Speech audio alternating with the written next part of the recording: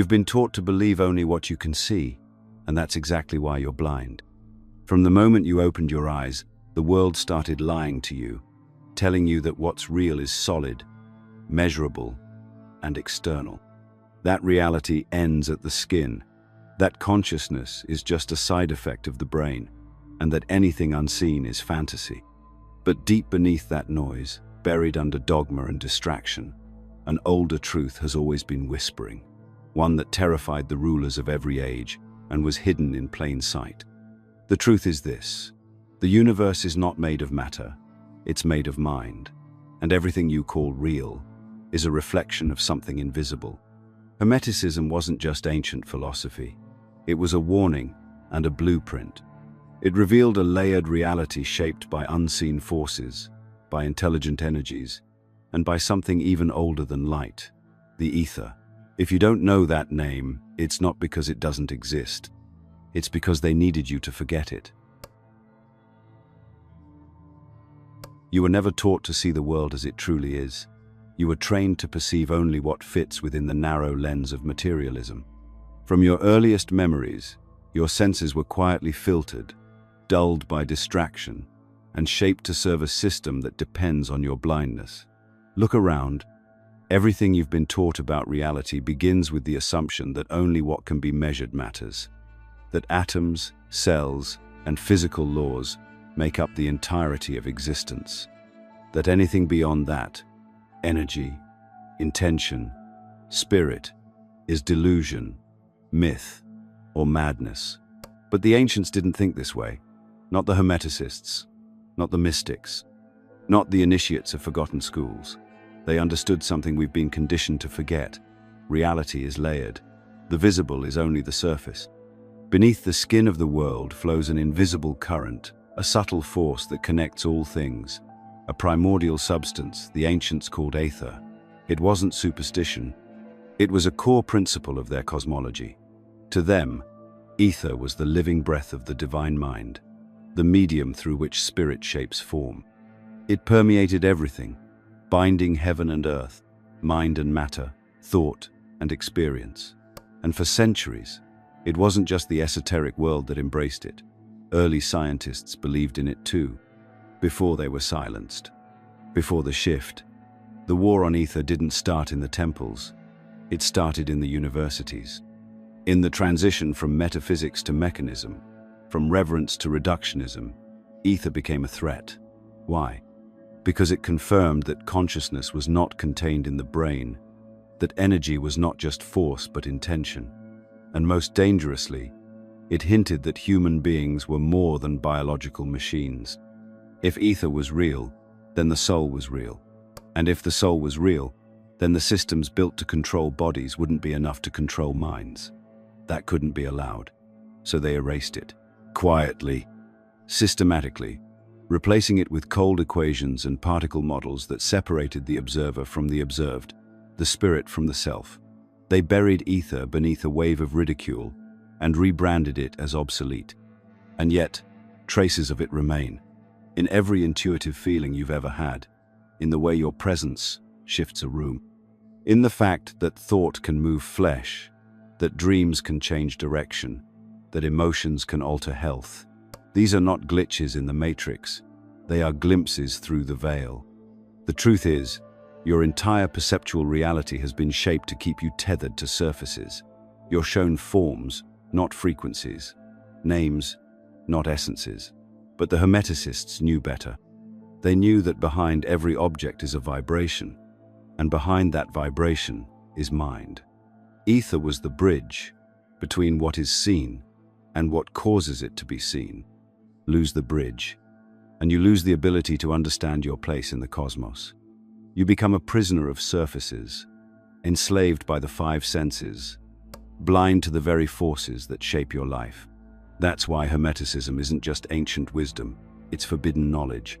It offers a way out of the perceptual cage, a lens to see what the world refuses to name. And the moment you begin to understand Aether, you begin to feel it, not as a belief, but as a presence, in the silence, in the stillness, in the space between breaths. Some of this knowledge is too old, and too dangerous to fully share here. Get deeper insights and a free copy of the Kybalion by signing up to Insights Academy through the link in the description. You were never supposed to wake up. That's the real secret. They didn't just hide the Aether. They hid your ability to feel it. They drowned it out with noise, flooded your senses with screens, and taught you to laugh at anything you couldn't touch. But the joke is on them, because you're starting to feel something now, aren't you? That quiet pressure behind your thoughts, that subtle hum behind your daily routine, that flicker in the corner of your awareness that says, there's more, and there is, much more. Not everything that controls you wears a uniform or carries a badge. Some of the most powerful forces shaping your life are not physical, they are unseen, ancient, and intimately familiar. You've felt them before, even if you couldn't name them. The pressure to conform, the irrational fear of change, the inner voice that keeps you small, anxious, obedient. The Gnostics called these forces Archons, interdimensional intelligences whose purpose isn't to destroy you, but to manage you, to contain your consciousness within the boundaries of illusion, to make sure you never realize what you really are. These entities don't hover in the sky with wings or horns. They embed themselves in systems, in thoughts, in beliefs. They are the gatekeepers of perception. According to Hermetic and Gnostic teachings, Archons are not inherently evil, but they thrive on order, repetition, and energetic stability. In plain terms, they thrive on your predictability. Every time you repeat the same thoughts, follow the same routines, obey the same authorities without questioning why, you are feeding them. Not in a metaphorical sense, but energetically. Because the true battlefield is not in the world, it's in your mind. When you were a child, you were fluid, imaginative, open. You didn't see boundaries the same way adults did. You felt things you didn't have words for, but slowly, structure was introduced. Words replaced feelings, rules replaced instincts, labels replaced essence. And that's when the Archons stepped in, not as monsters, but as ideas. They whispered things like, "That's just how life is. You're not good enough. Stay safe. Fit in."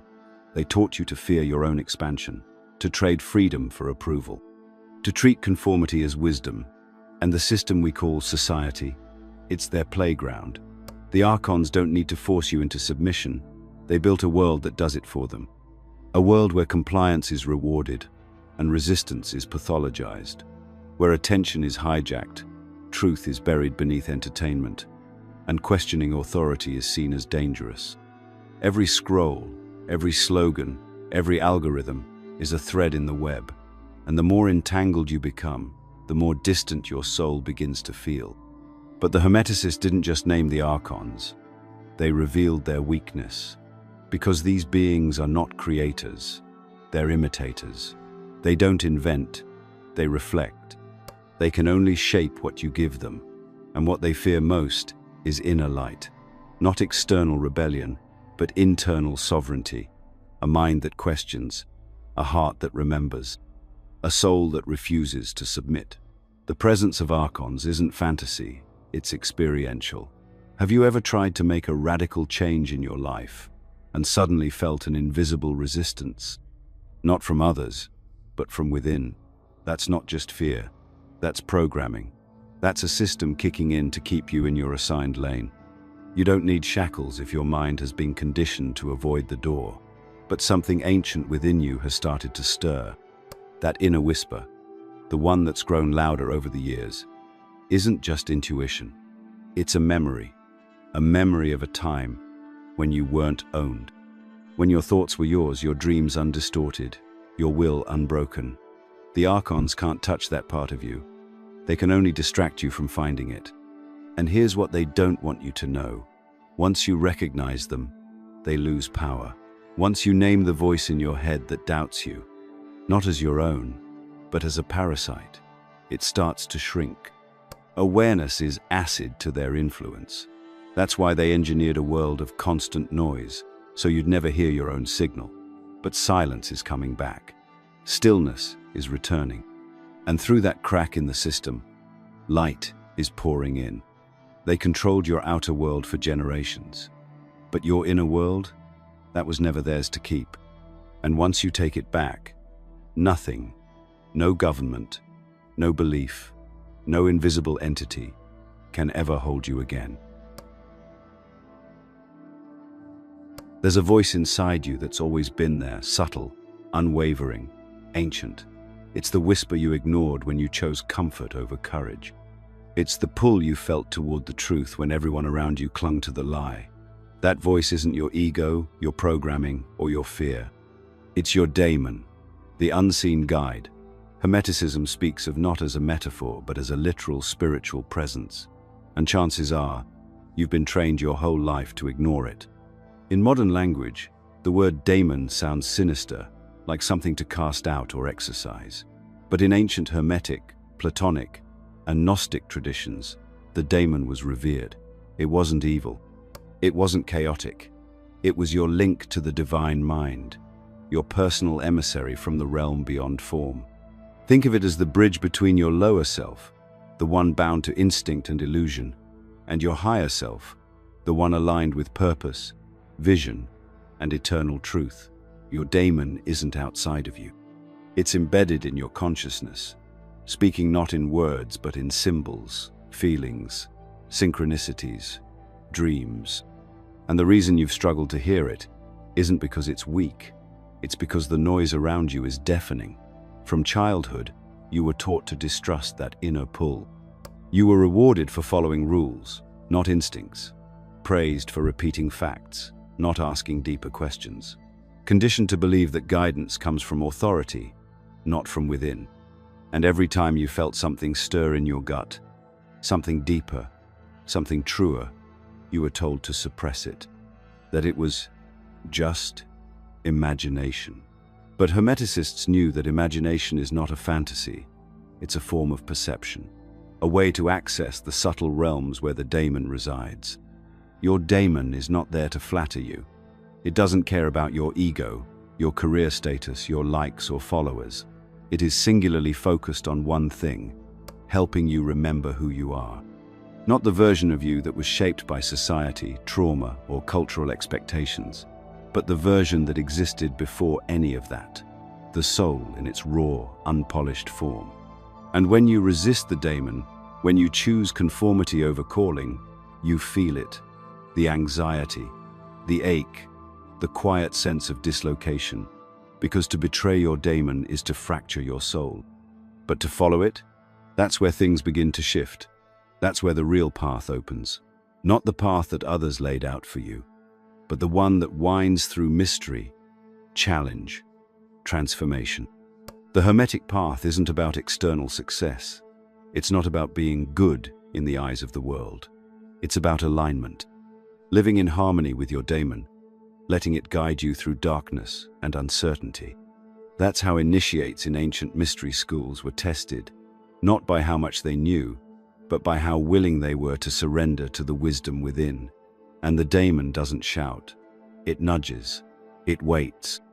It calls through symbols, through sudden insight, through the strange coincidences that logic can't explain. Every time you see the same number pattern, feel a pull toward a book, meet a person who changes your direction, it's there, watching, guiding, not controlling, but offering. And in a world designed to drown that signal in doubt, choosing to listen is a radical act of rebellion. You don't need to find your daemon. It's never left. You've just been tuned to the wrong frequency. Start by listening, not to the world, but to the space between your thoughts. In the silence, it speaks. And when you begin to follow its lead, something astonishing happens. Synchronicities increase. Clarity returns. Your path sharpens. You no longer chase meaning. You remember it. And in doing so, you reclaim something the world has worked tirelessly to take from you. Your spiritual sovereignty. You were never meant to walk blind. You were never alone in your seeking. The guide you've been searching for has always lived within. Not a god above, not a guru in robes, but a quiet guardian of truth, your daemon. And once you choose to follow that call, the entire map of your life begins to rearrange itself around a deeper intelligence. one that was waiting all along. There is a truth so ancient, so simple, and so powerful that it's been buried beneath centuries of confusion. The universe is mental, not metaphorically, not symbolically, but literally. According to Hermeticism, all of reality emerges from a single source, the divine mind.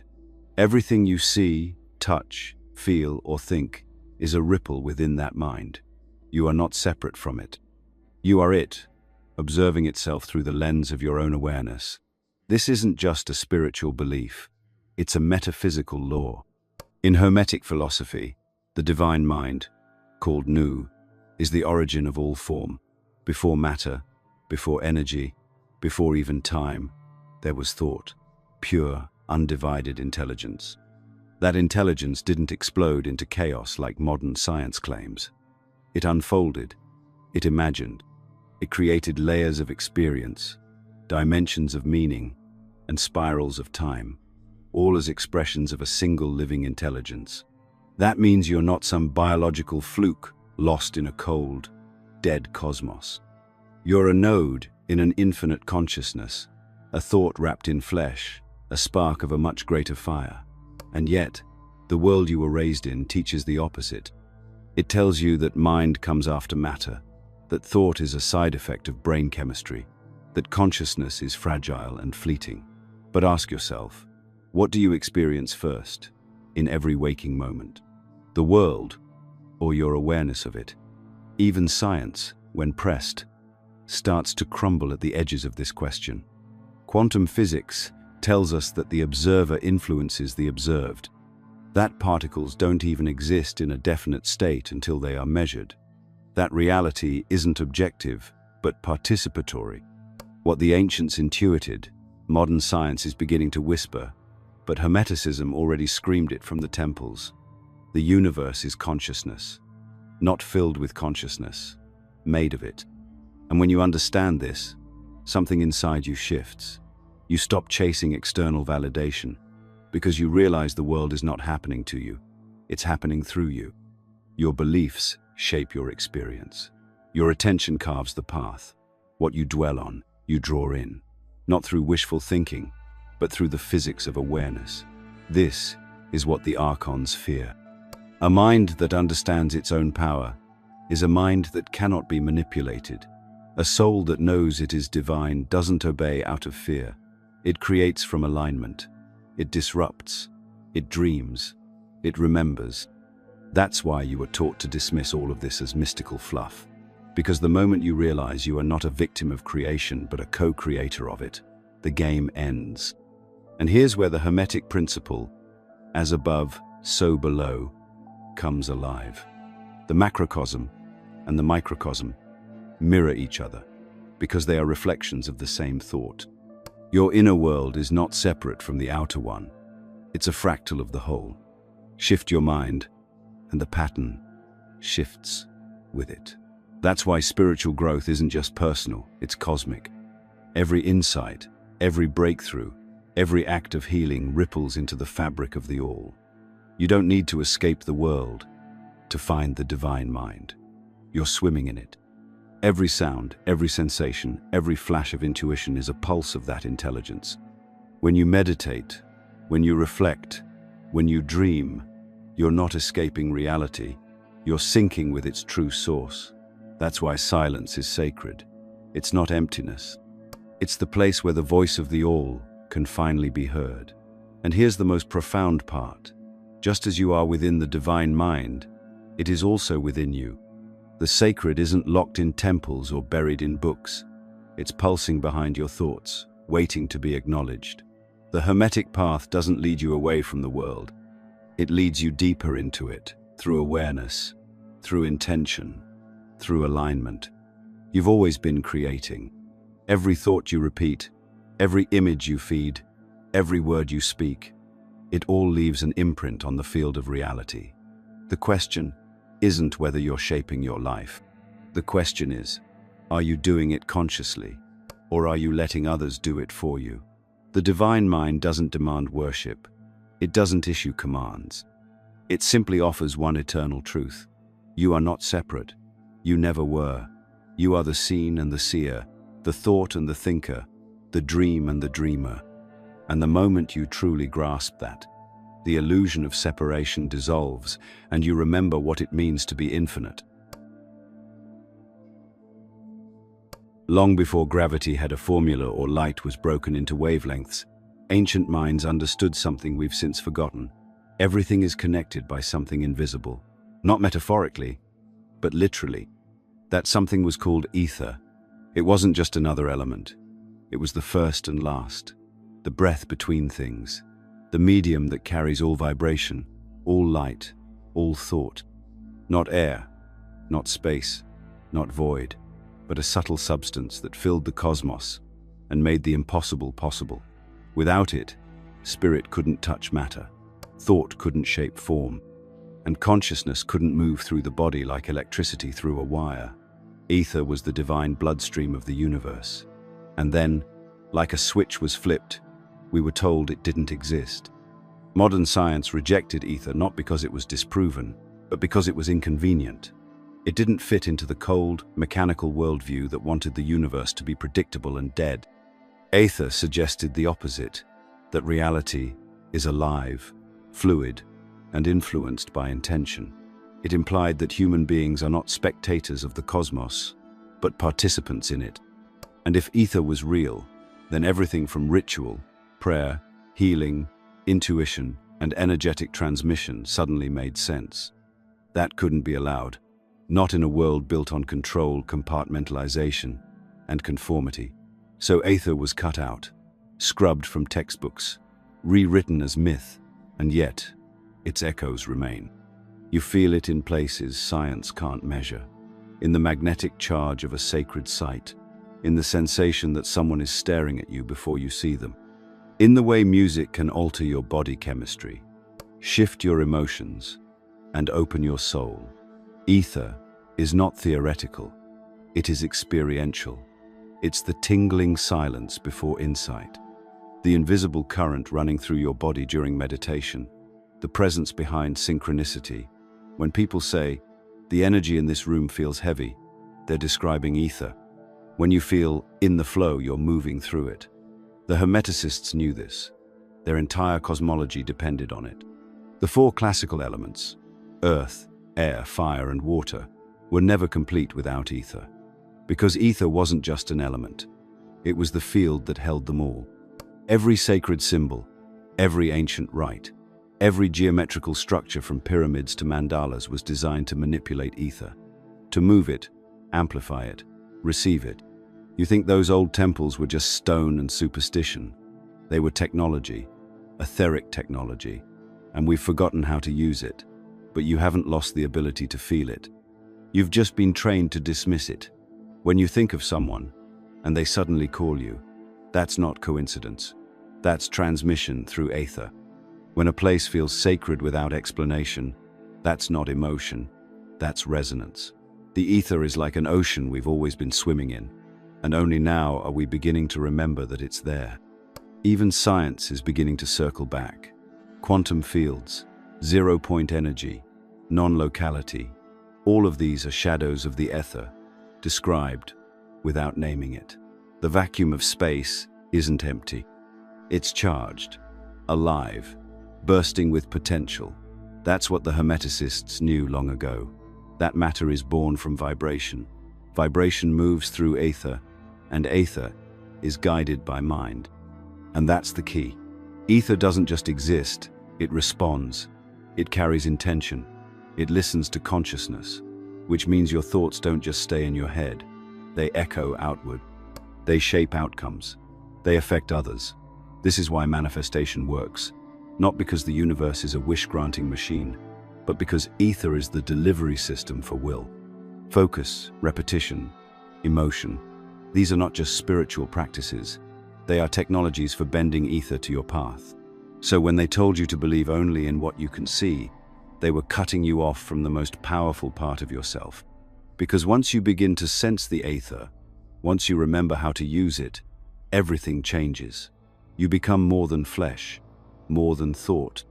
You become aligned with the very medium that holds galaxies in formation. And from that place, life no longer happens to you. It happens through you, with you, as you. Transformation doesn't begin with the world changing around you. It begins when the world inside you cracks open. The Hermeticists never promised salvation through belief or ritual alone. They didn't worship symbols for tradition's sake. They used them like tools, like keys. Because the real temple was never built of stone. The real initiation was psychological. The true work was alchemical, not turning lead into gold in the physical sense, but turning the dense, reactive, wounded parts of the self into radiant consciousness, inner alchemy. And this path doesn't require robes, titles, or hidden chambers.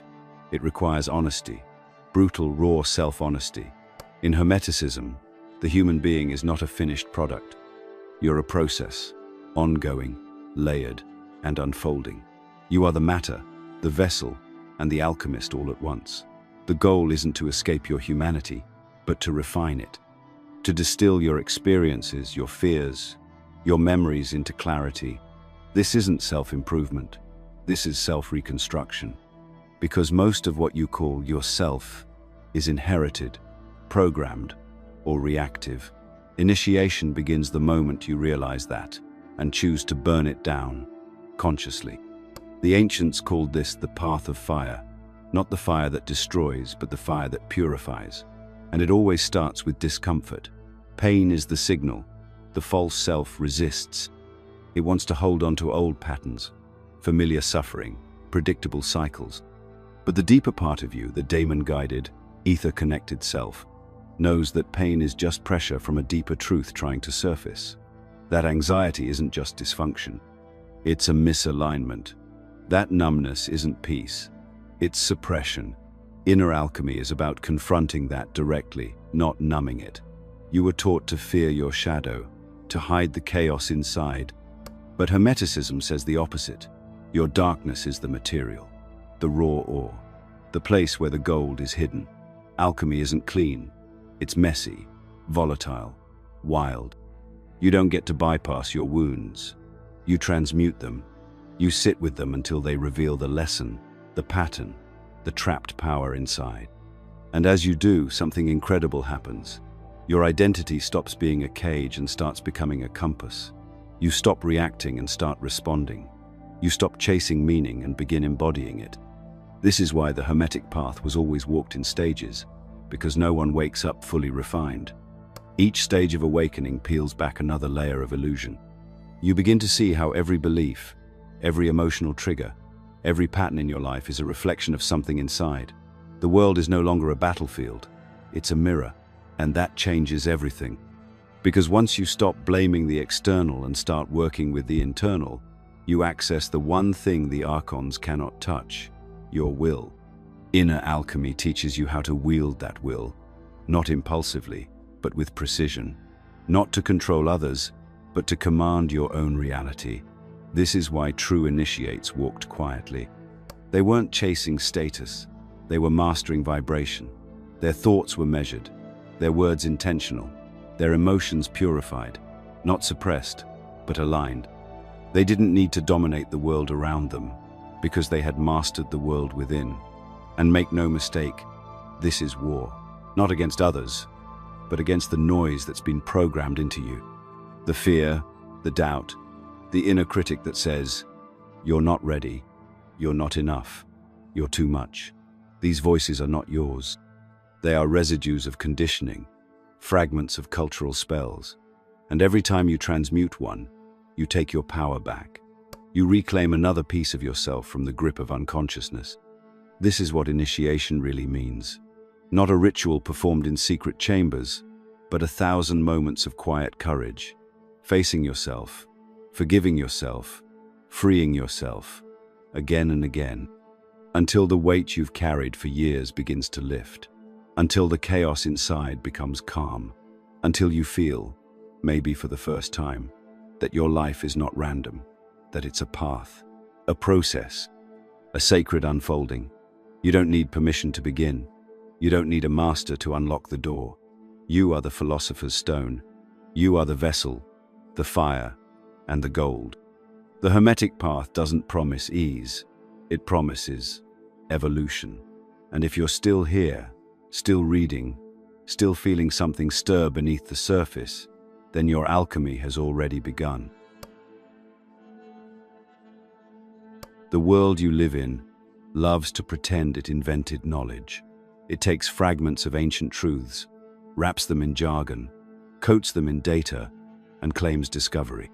But the more modern science stares into the mystery, the more it begins to echo the very teachings it once dismissed. Hermeticism isn't outdated, it's outpaced. Its insights are just now catching up with the frontier of quantum physics, neuroscience, and consciousness studies. And whether scientists admit it or not, they are walking deeper into ancient territory with every passing decade. Take quantum mechanics. The observer effect tells us that simply watching a particle alters its behavior. Entanglement shows us that particles can remain connected across vast distances. What affects one affects the other instantly. What does that sound like? Not cold, objective materialism. It sounds like, as above, so below. It sounds like consciousness shaping reality. It sounds like the divine mind asserting itself through subatomic fabric. The deeper science goes, the more it starts to look like magic. Not in the Harry Potter sense, but in the Hermetic sense. Intention, influencing reality through unseen, intelligent forces.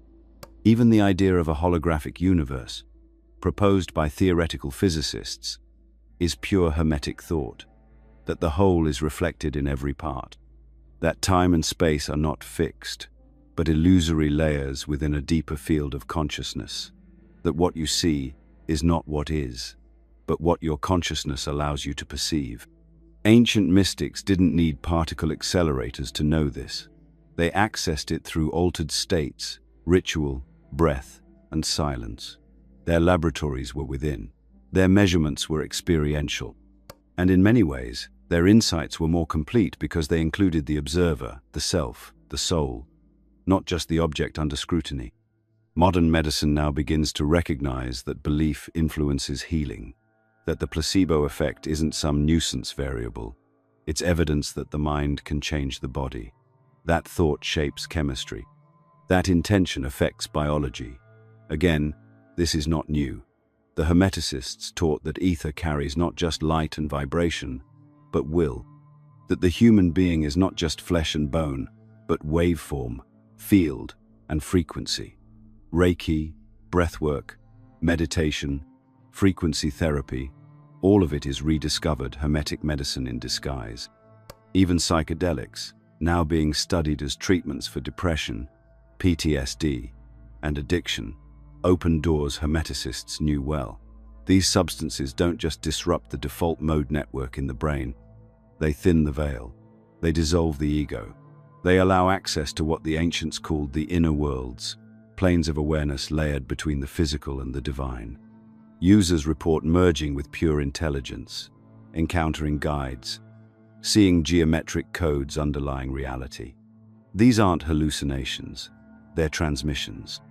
And while the West is busy measuring chemical cascades, the Hermeticist smiles, because the experience speaks for itself.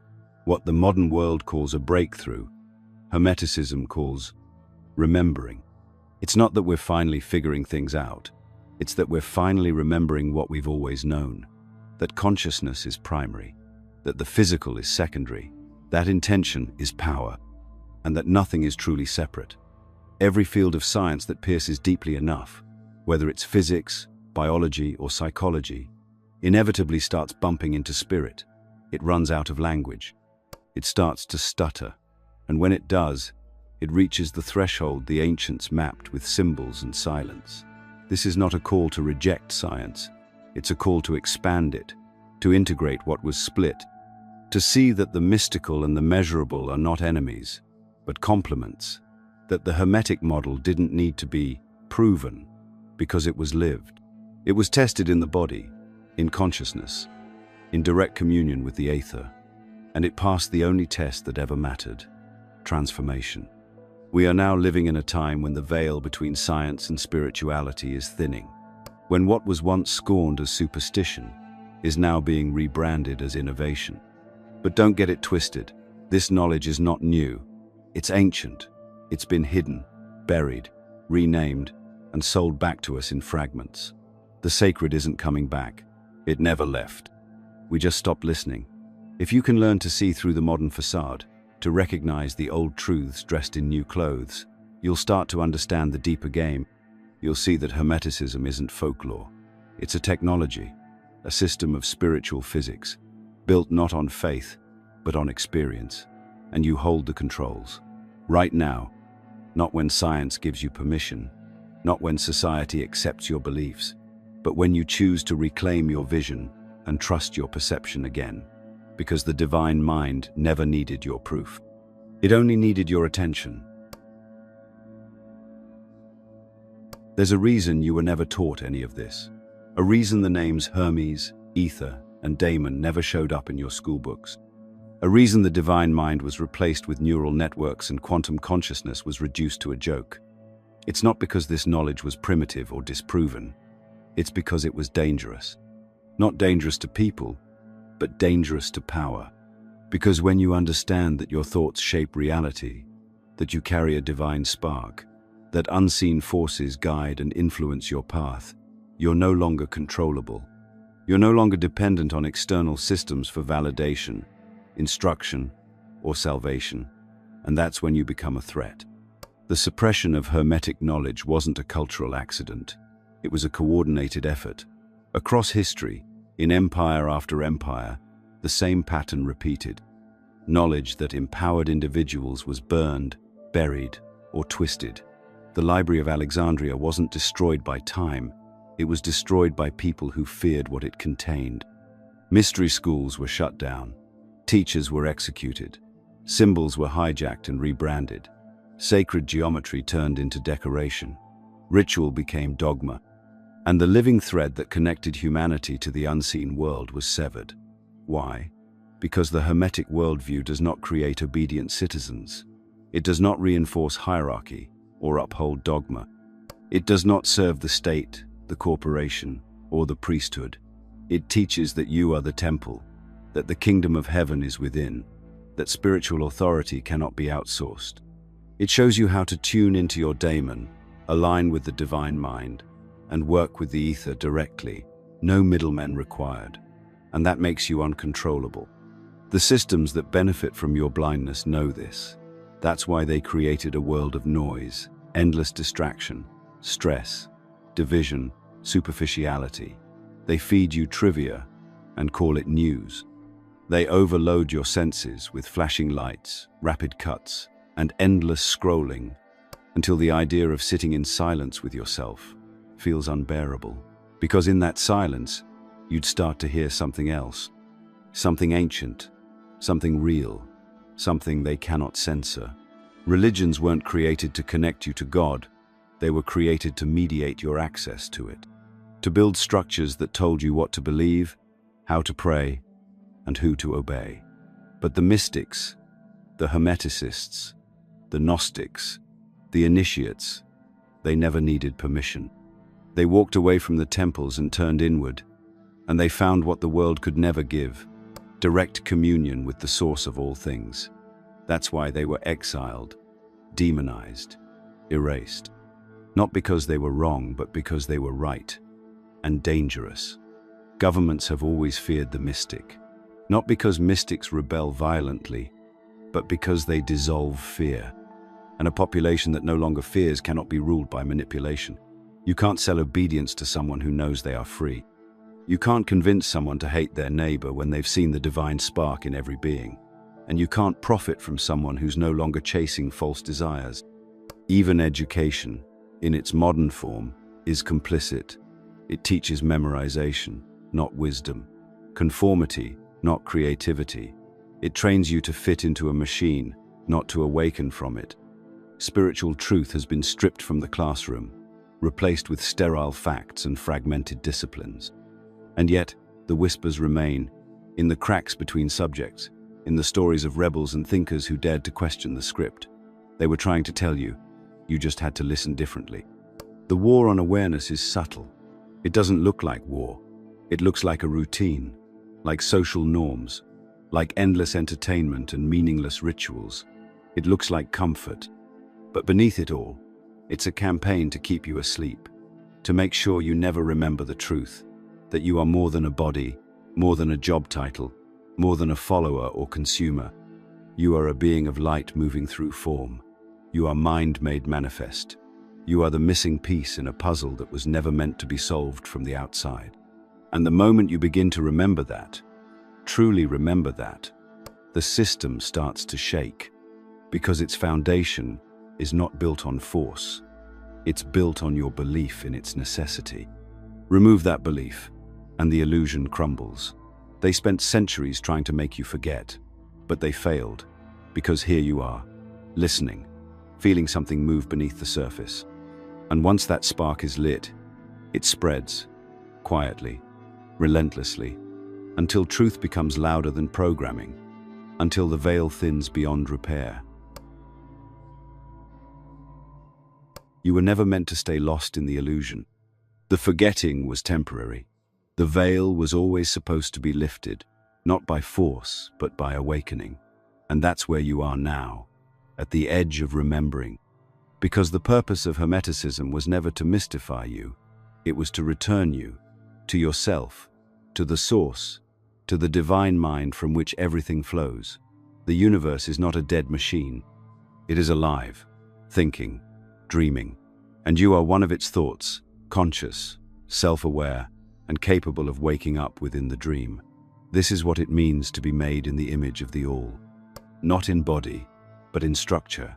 As above, so below. The divine mind thinks. You think. It creates through intention. So do you. It holds patterns in place. You call them habits, beliefs, emotions. And just like the All, you can change the script. But only if you remember that you are not just inside the dream. You are co-authoring it. The most dangerous lie they ever told you was that your thoughts were meaningless, that your imagination was just child's play, that intuition was irrational. But Hermetic teachings say otherwise. They tell you that the imagination is not fantasy, it is the interface between form and formless. That intuition is memory bleeding through the veil. That your inner world is not a shadow of reality, but a blueprint for it. And this is why awakening is not just insight, it's responsibility. Because once you see how powerful your consciousness is, you can no longer pretend to be powerless. Every word, every thought, every action becomes part of the field, a ripple in the Aether. You are always participating in creation, whether you know it or not. The question is, are you doing it consciously? The divine mind is not something out there in the sky. It's what you touch when your mind becomes still. It's what you feel in moments of awe, synchronicity, clarity. It's what speaks to you when your Damon whispers in silence.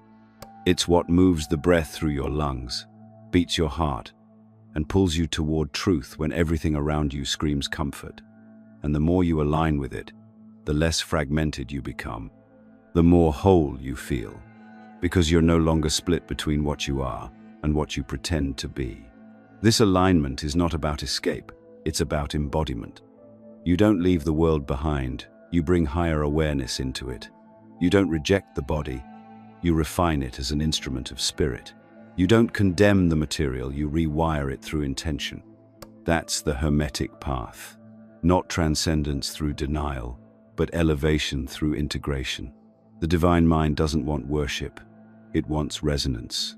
And right now, you have a choice. Stay asleep, keep playing a role in someone else's script, or wake up and start writing your own. That doesn't mean everything becomes easy, but it becomes real. You'll feel life move through you instead of at you.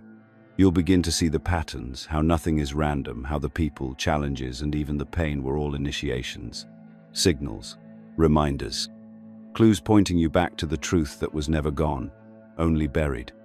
And this is where the journey begins, not ends. Because the deeper truth is this: the more you awaken, the more you realize there's no finish line, only deeper layers of awareness, higher frequencies of being, fuller expressions of the same cosmic intelligence that birthed the stars and whispered your name into form. You are not trying to become divine. You already are. You're just remembering. So now the question becomes, what will you do with this remembering? Will you use it to shape your life with intention? Will you purify your thoughts, elevate your actions, and become a living bridge between realms? That's the true purpose of Hermeticism. Not information, transformation. This knowledge has been hidden for centuries, not because it's weak, but because it's powerful. And now, you hold it in your hands. The final decision is yours. Will you act, or will you let it fade? Because what you don't reclaim, they will. The path back to the divine mind begins with attention, deepens with intention, and is mastered through alignment. That's the arc. That's the map. And now you've seen the first layer. Don't let it stop here. If you want to go deeper, sign up for Insights Academy. It's free, it's uncensored, and it gives you access to the teachings they've spent centuries trying to bury, including the Kybalion, which you'll receive as an ebook instantly when you subscribe. The real journey starts there. Don't miss it. If this video resonated with you, let us know by commenting, "I understood it."